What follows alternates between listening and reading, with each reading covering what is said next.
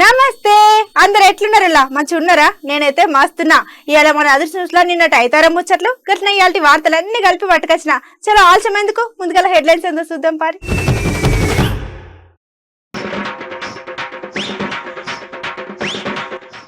గమ్మత్తుగానే ముసలాల కుస్తీ పోటీలు చూడడానికి వచ్చిండు చాలా మంది జనాలు.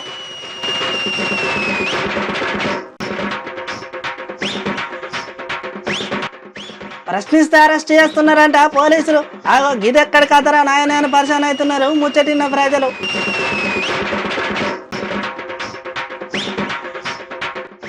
లో బడ్జెట్ సినిమా తీసిలు ఇక్కడ ఉన్న తమ్ముళ్ళు మీరు సూపర్ రా నాయన అని అంటున్నారు చూసిన నెటిజన్లు.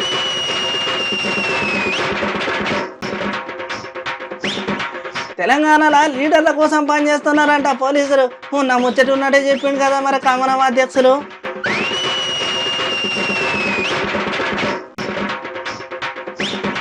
తండ్రిని కృషి చేయడానికి కొడుకు ఆరాటం, ఇట్లనే సంబరంగా ఉండాలి మీరు అని అంటున్నారు చూసిన జనం.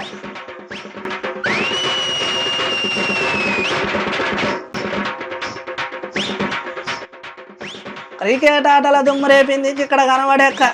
అచ్చమాటనే ఆడిందట సచిన్ టెండూల్కర్ సార్ లెక్క.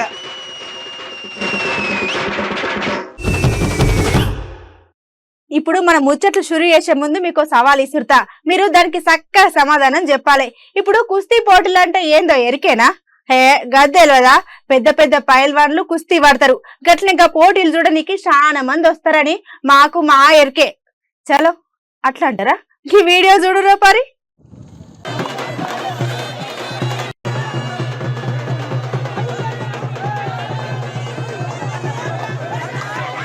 వరే వా చూసినారులా ముసలోళ్ళు అయినా ఎట్లా కుస్తీ పడుతున్నారా? ఈ పెద్ద పెద్ద పైల్వాన్లు కుస్తీ పడతారు. గట్లనే పోటీలు చూడడానికి చాలా మంది వస్తారు. గట్లనే ఇక్కడ కూడా ముసలోళ్ళ ఆట చూడడానికి చాలా మంది వచ్చిండు జనం. వరే వా ముసలోళ్ళు కానీ వయసు పొలాల లెక్క పోటీ పడుతున్నారు. ఈ తాతను చూడు కింద పడ్డ కూడా కాళ్ళతోనే ఖతం చేస్తా అన్నట్టు ఎంత హుషారుగా ఆడుతున్నాడు. ఓ తాతలు ఆడతాడు కానీ జర చూసుకొని ఆయనతో దెబ్బలు గిట్లా దాకాగల మళ్ళీ లేకుండా అయిపోతుంది.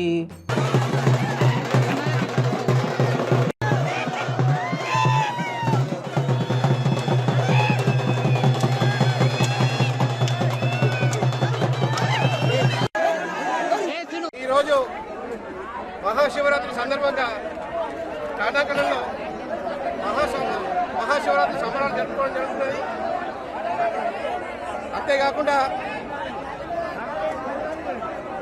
ఈరోజు కుస్తీ పోటీని నిర్వహించడం జరిగినది. దాంట్లో మన యోధులు పాల్గొన్నారు, బహుమతులు ఇవ్వడం జరిగినది. అంతేకాకుండా అన్నదాన కార్యక్రమం నిర్వహించడం జరిగినది. భక్తులు వేలాది భక్తులు పాల్గొని ఈ మహాశివరాత్రి లింగేశ్వరుని దర్శనం చేసుకున్నారు. అందరూ ఘనంగా పాల్గొన్నారు. మహాశివరాత్రి సంబరాన్ని మంచి జరుపుకున్నారు. ఇక్కడ అసలు ముచ్చట ఏంటంటే మహాశివరాత్రి ఉత్సవాలలో భాగంగా నిజామాబాద్ జిల్లా టనాకల్ గ్రామం దగ్గర ఆదివారం పూట మల్ల యుద్ధం పెట్టిళ్ళు. ఈయన టనాకల్ అనే గ్రామంకు చెందిన 60 ఏళ్ళ అబ్బయ్య, గట్లనే మంగళ పహాడ్ గ్రామానికి చెందిన 50 ఏళ్ళ హనుమాన్లు తాత మధ్యలో పోటీ బందోబస్తుగా అయింది. గట్లనే ఇక ఐటంగా అక్కడ ఉన్న చిన్న చిన్న పొలగాళ్ళు పైల్వాన్లు అందరు కలిసి కుస్తీ పట్టిళ్ళు. ఇక ఎవరి సత్యందో వాళ్ళు చూపెట్టి బహుమతులు గెలుచుకున్నారు. ఇప్పుడు నేను చెప్పబోయే ముచ్చట అయిపోయే ముచ్చటనే. అట్లని చెప్పి మనం ముచ్చట పక్కకు పెడితే మంచి పద్ధతి కాదు. గట్లనే ఇక్కడైన వార్తల మంచి ఏంది చెడు ఏంది ఇవన్నీ మనం మాట్లాడుకోవాలి. ఇప్పుడు మేము ప్రశ్నిస్తే తప్ప? మాకు ప్రశ్నించే హక్కు లేదా? ప్రశ్నిస్తే అరెస్టు చేస్తారా? ఇదెక్కడ న్యాయం? మీకు ముచ్చట సమజైనట్టున్నది కదా. ఇక ఏ మాత్రం ఆలస్యం చేయకుండా ముచ్చటని ఇంకింత పురాగర్చుకున్నది పారి.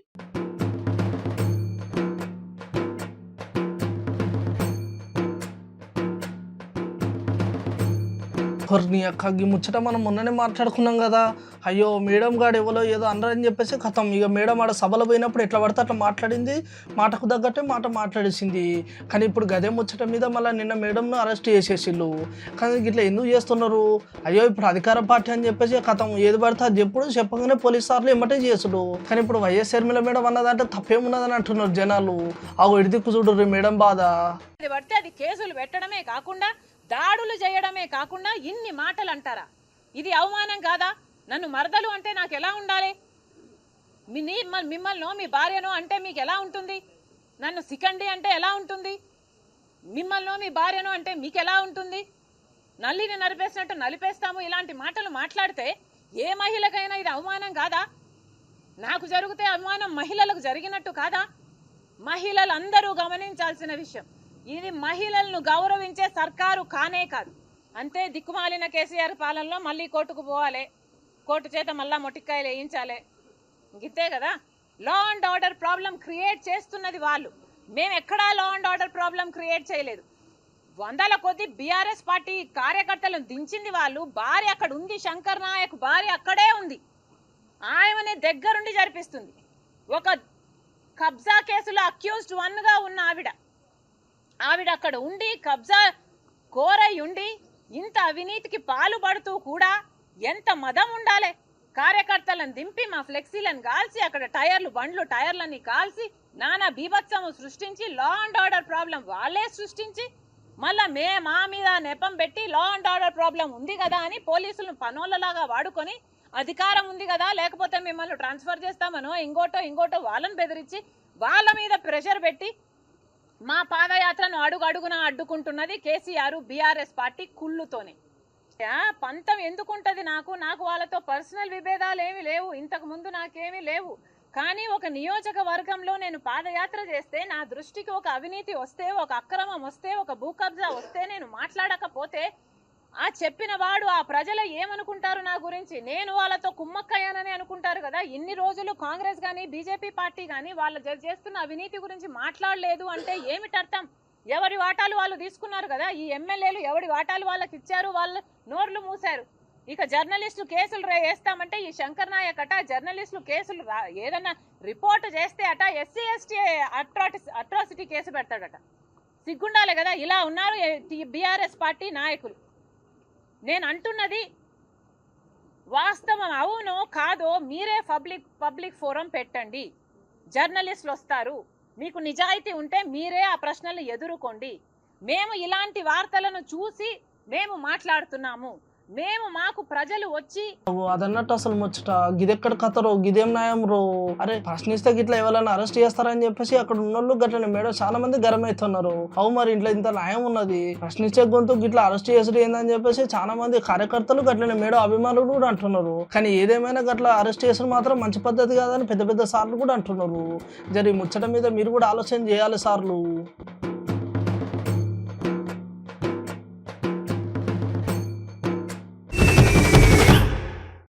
ఇక ఇప్పుడు మనం సినిమా తీయాలనుకోర్రి కొన్ని కోట్లతో కూడుకున్న పని. గట్టనగా సినిమాకు నటులు, కెమెరామ్యాన్లు, మేకప్ మ్యాన్లు, డబ్బింగ్, అది ఇది సెట్టింగ్లు గట్లనే వందల్లో పని చేసేటోళ్ళు. మళ్ళీ అవతారు లేదంటే R మాదిరి కాకుండా ఓ మోస్తరు మూవీ తీయాలన్నా డబ్బులు తక్కువేం కావు. లో బడ్జెట్ సినిమా అనుకున్నా లక్షల్లోనే అవుతాయి. కానీ ఇక్కడ చూడుర్రి, రూపాయి ఖర్చు లేకుండా సినిమా ఎట్లా తీస్తున్నారు.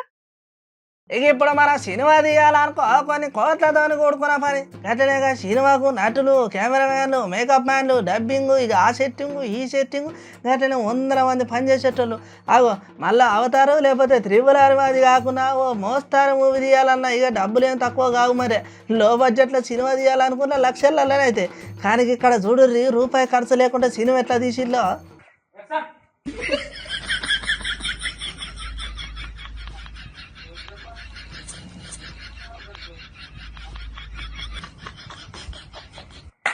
వారే వా ఏం తెలివి కళలు పోతాముడు. రూపాయి ఖర్చు లేకుండా సినిమా ఎట్లా తీస్తున్నారు అని పరిశాన్ అయినా కానీ మీరు చేసిన దానికి రూపాయి పెట్టినా ఎక్కువే అని చెప్పుకోవచ్చు. మరి ఒకలేమో ఫోన్ పట్టుకొని వండుకున్నాడు, ఇక ఇంకో పిల్లగాడు గదే కెమెరామ్యాన్ అంటే ఇక కింద సెల్ పట్టుకొని ఉన్నాడు, ఇక పూరని కాలు పట్టుకొని ఉన్నాడు. ఇక అడిదిక్కు చూస్తే వాకింగ్ చేసే హీరో. అంతా చెప్పిన కానీ ఇక్కడ ఉన్న పొలగానే చూడు, చేతిలో చెప్పులు పట్టుకొని క్రాప్ కొట్టగానే కథం. ఇక కెమెరామ్యాన్ కొస్తకున్న పొలగాడు కాలు పట్టుకొని బయ్య గుంజుతూనే ఉన్నాడు. ఇక ఈయన స్లో మోషన్ వీడియో తీసుకుంటా ముందడి దిక్కుపోతా అంటే గాడు ఉన్న హీరో చూడు ఎటు చూడకుండా ముందడికి నడుతున్నాడు.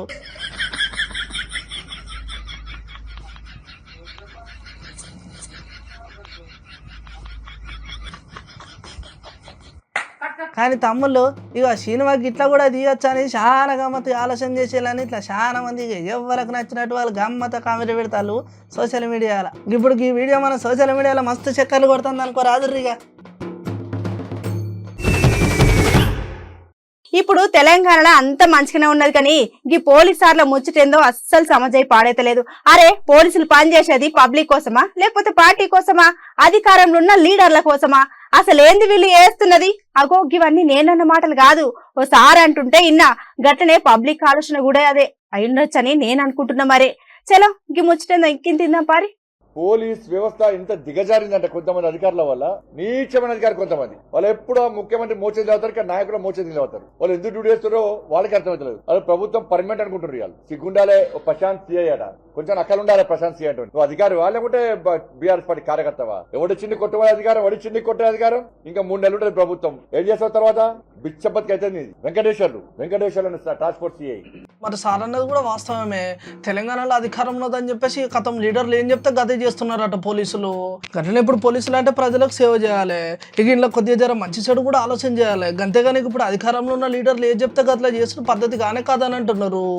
కార్యకర్తలు కొడతా అవును, ఎవడొచ్చి నీకు అధికారం? కార్యకర్త కొట్టే అధికారం 2 రోజులు డ్యూటీ. నువ్వు ఏం తప్పు చేసిన కొట్టినావు? దాడులు చేస్తుంటే ఎందుకు కొట్టలేవు? నువ్వు ఎందుకు అరెస్ట్ చేస్తలేరు? మీరు నా మాత్రంగా కేసు ఎందుకు పడుతున్నారు? ఏం చేస్తుండ్రు సిపి? నేను మాట్లాడిన సిపి గారితో వాళ్ళని చేస్తాను సార్, వీళ్ళని చేస్తాను సార్ అని కొట్టే అధికారం మీ టాస్క్ ఫోర్స్ సిఐకి ఎవడిచ్చిండు అంటున్నాను నేను. 2 రోజులు దాదాపు చేస్తే గుండా చేస్తారు పోలీసులు. ఇక్కడ మీరు కొంతమంది పోలీసు అధికారులు మీకు లేదా కుటుంబ సభ్యులు తప్పు చేస్తుంటే శిక్షించి దానికి ఇబ్బంది లేదు, క్రిమినల్స్ శిక్షించి ఇబ్బంది లేదు. మీరే తుపాకుల లైసెన్స్ ఇస్తారు. ఇక్కడ తుపాకుల లైసెన్స్ గుండాలకు, ఫాల్ట్ గాలకు, లుచాలంటే మీరే తుపాకుల లైసెన్స్ ఇస్తారు, పేపర్ లైసెన్స్ ఇస్తారు. మీరే బెదిరియమంటారు, మీరే ల్యాండ్ కబ్జాలు చేయమంటారు, మీరే దొంగతనాలు లంగతనాలు చేయమంటారు. వాళ్ళని కాపాడుకోవడం కోసం పోలీస్ అధికారి యంత్రం చెప్పాలి. పోలీస్ అధికారులు కొంతమంది బీఆర్ఎస్ పార్టీ కొమ్ముగాసి అధికారులు చెప్పాలి. పట్టీలతో కొడతారు, ల్యాండ్లతో కొడతారు. మీరు ఉల్టా స్టేషన్ లో మేజిస్ట్రేట్ గారు స్టేట్మెంట్ రికార్డు చేస్తామంటే రౌడీ చోట్ల పనిచేస్తుంటారు. బిడ్డ ఇంకా 3 నెలలు 4 నెలలు ప్రభుత్వం ఉంటుంది. బిచ్చబతికి అయితే మీరు రాసి పెట్టుకోండి. బిచ్చబతికి అయితే ఎవ్వరు కాపాడని వాళ్ళు. భారతీయ జనతా పార్టీ కార్యకర్తలకు కొట్టిన ఏ ఆఫీసర్ను వదిలిపెట్టే ప్రసక్తులు రాసి పెట్టుకోండి. గట్లనే ఇప్పుడు తెలంగాణలో ఎవరెవరైతే పోలీసులు ఉన్నారో ఇక కథం కార్యకర్తలేం కానీ ఎవరైనా కానీ సూతలేనారట, పొట్టు కొడుతున్నారట. ఇక గిదే ముచ్చట మీద ఇప్పుడు బండి సంజయ్ సార్ మస్తు గరం అయిపోయాడు. ఇక ఎవరెవరు కొట్టిళ్ళు, ఎట్లా కొట్టిళ్ళు, ఏం కథ అని చెప్పేసి వాళ్ళ పేర్లతో సహా మొత్తం చెప్పేసుకుంటా. మీరు ఎట్లా పడితే ఎట్లా కొడతారు, అసలు అధికారంలో ఉండేది ఇంకా 3 నెలలు అయితే మరి మీ కథ ఏంది, మీ పరిస్థితి ఏందని చెప్పేసి కథ ఉన్న ముచ్చట ఉన్నట్టే చెప్పేసిండు. మళ్ళీ ఎవరినో లీడర్ బట్టి మళ్ళా ఏ పార్టీ అధికారం ఉంటే ఆ పార్టీ కుమ్ముగాద్దాం మీరు అనుకుంటారు. మొత్తం లిస్టు తయారు చేస్తున్నాం. నీలాంటి వాళ్ళు బిచ్చబతికి చేస్తా బిడ్డ. మీలాంటి వాళ్ళు వెంకటేశ్వర సిఐ జాగ్రత్తగా ఉండు, స్థానిక ఎస్ఐ జాగ్రత్తగా ఉండండి. మీరు చట్టాన్ని కాపాడే వ్యక్తులు మీరు. చట్టాన్ని చేతులు తీసుకొని కార్యకర్తలు కొట్టే ప్రయత్నం చేస్తే దాన్ని జీటు ఎదుర్కొంటాం. దానికి పర్యావసానం ఏదో చూపట్టడానికి సిద్ధం అంటే మేము చూపడుతుంది. ఈ జైళ్లు, రిమాండ్ చేయడము, రౌడీ షీట్లు, లాంటి ఛార్జ్ మాకే కొత్త కాదు. బీఆర్ఎస్ లో కొత్త వాళ్ళు అక్కడ ఆడిడ పడవచ్చు. వాళ్ళు అందరూ కూడా పైసలు సంపాదించుకోవడం కోసము అధికారాన్ని అడ్డుపెట్టుకుని దాదాగిరి చేస్తాం వాళ్ళు. మేము ధర్మం కోసం చేస్తాం, సమాజం కోసం చేస్తాం దాదాగిరి. మేము ప్రజలను కాపాడుకోవడం కోసం దాదాగిరి చేస్తాం. మేము నీలాంటి ఫాల్ట్ ఆఫీసర్లను అడ్డుకోవడానికి పక్క దాదాగిరి చేస్తాం. కానీ ఈ ముచ్చటలు జరిగితే ఆలోచన చేయాల్సిందే. మరి ఇప్పుడు అధికారంలో ఉన్న పార్టీ అని చెప్పేసి వాళ్ళు ఏది పడితే గట్లా చేసుడు ఇదేం పద్ధతి? గట్లనే ఇప్పుడు పోలీసులు అంటే ప్రజల పక్షాన ఉండాలి కానీ ఇట్లా లీడర్ల పక్షాన ఉండడు ఏందని చెప్పేసి పబ్లిక్ కూడా మస్తు గర్మైతుళ్ళు.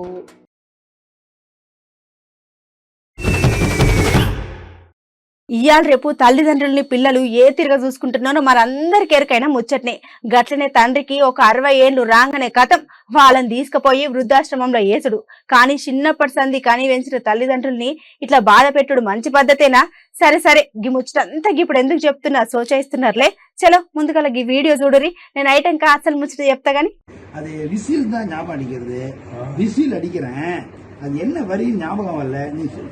ఇక ఇవాళ రేపు తల్లిదండ్రులను పిల్లలు ఏ తీరుగా చూసుకుంటున్నారో మా అందరికీ ఎరకైనా ముచ్చటనే. గంటనే తండ్రికి ఒక 60 ఏళ్ళు రాగానే కథం వాళ్ళను తీసుకుపోయి ఉద్దేశం అనే చూడు. కానీ చిన్నప్పటి సంది కని పెంచిన తల్లిదండ్రులను ఇట్లా బాధ పెట్టుడు మంచి పద్ధతేనా? అయితే గసంటోళ్ళందరూ ఇక్కడ ఉన్న తండ్రి కొడుకులను చూసి చాలా నేర్చుకోవాలి.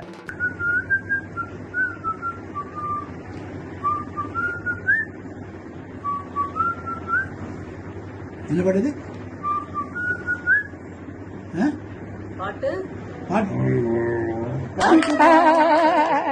సూపర్ பாட்டு பாடுவாவா? పాటు పాడ. అగో ఇక్కడ మంచం మీద వండుకున్న ఆయనకు 105 ఏళ్ళు. ఇక పక్క పొంటి కూర్చొని మాట్లాడేది పెద్ద మనిషి కొడుకు అన్నట్టు. అగో ఆయనకు 70 ఏళ్ళ దాకా ఉన్నాయా? ఆయన కొడుకు ఏందని పరిశాన్ కాకుర్రి. ఇక ఇక్కడ మనం నేర్చుకోవాల్సింది చాలా ఉన్నది. అయితే ఇక్కడ అసలు ముచ్చట ఏంటంటే ఇక్కడ మంచం మీద కూర్చున్న కొడుకు వాళ్ళ అయ్యను ఎట్లయినా కృషి చేయాలని అయ్యకు నచ్చిన ఒక పాటను విధి లెక్క కొట్టుకుంటా పాడేవాడి. అయ్యా ఈ పాట ఏంది గుర్తుపట్టినావు అనగానే కథం ఏమంటే అయ్యా పాట చెప్పగానే కొడుకు మస్తు ఖుషి అయిపోయింది.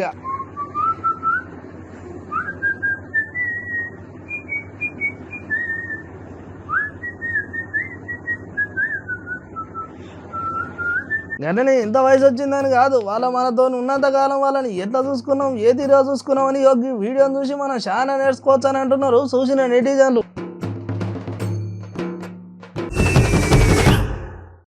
అవుమన్నా మన అదృష్టంలో మీకు ముచ్చట చెప్పినాం యాదుకున్నదా వాళ్ళ గదేనుల్లా మొన్న మన క్రికెట్ ఆట పెద్ద సారు సచిన్ టెండూల్కర్ సారు ఒక పొలగాని గురించి క్రికెట్ ఆటను ఫుట్బాల్ లెక్క ఆడితే సార్ నవ్వుకుంటా ట్విట్టర్ పిట్టలా గమ్మత్తుగా ఒక పోస్ట్ పెట్టిండు.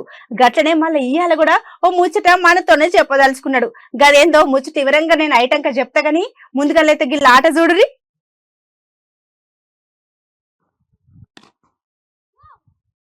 అవు మొన్న మన అదర్స్ న్యూస్ లా మీకు ముచ్చట చెప్పినాం యాదుకున్న అదులా గదేనులా మన క్రికెటర్ పెద్ద సారు సచిన్ టెండూల్కర్ సారు ఒక పొలగాడు క్రికెట్ ఆడంగా ఒక పొలగాడు ఆడే ఆట మొత్తం ఫుట్బాల్ లెక్కనే ఉన్నాయని సారు నవ్వుకుంటా ట్విట్టర్ పిట్టర్ గమ్మత్ పోస్ట్ పెట్టిండు. గట్లనే ఇవాళ కూడా సారు మనకు ముచ్చట చెప్పాల్సుకున్నాడు. అది ఏందో తర్వాత నేను వివరంగా చెప్తా గానీ ముందర ఇలా వీడియో చూడురి.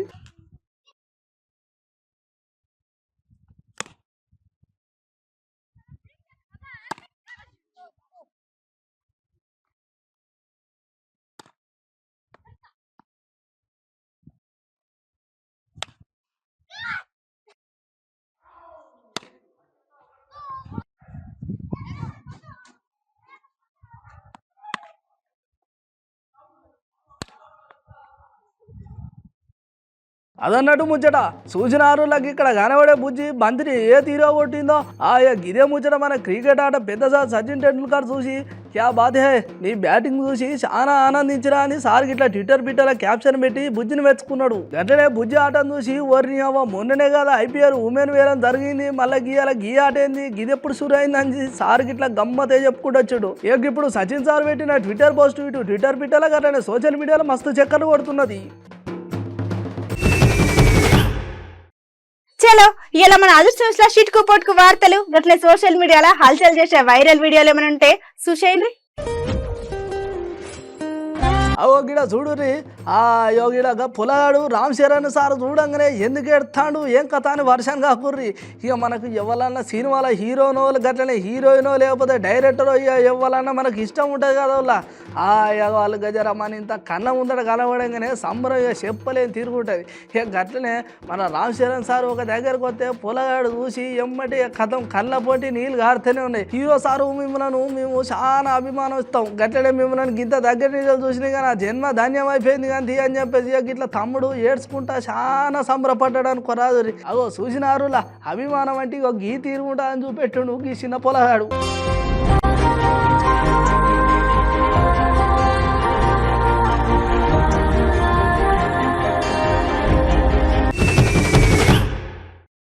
ఎట్లున్నాయిలా ఇలాంటి మన అదర్స్ న్యూస్ మంచిగా ఉన్నాయిలే. ఇక మీకు నచ్చినట్టు మాకు వచ్చినట్టు ఇక ఎప్పటికప్పుడు గిసొంటి ముచ్చట్లు పట్టుకొస్తూనే ఉంటాం. ఇక ఏమన్నా మిగిలిన ముచ్చట్లుంటే రేపిండి ముచ్చట్లు కలిపి చెప్పుకుందాం గానీ ఇక జర అప్పటిదాకా యాది మరవకుండా చూడురి మన అమ్మ న్యూస్.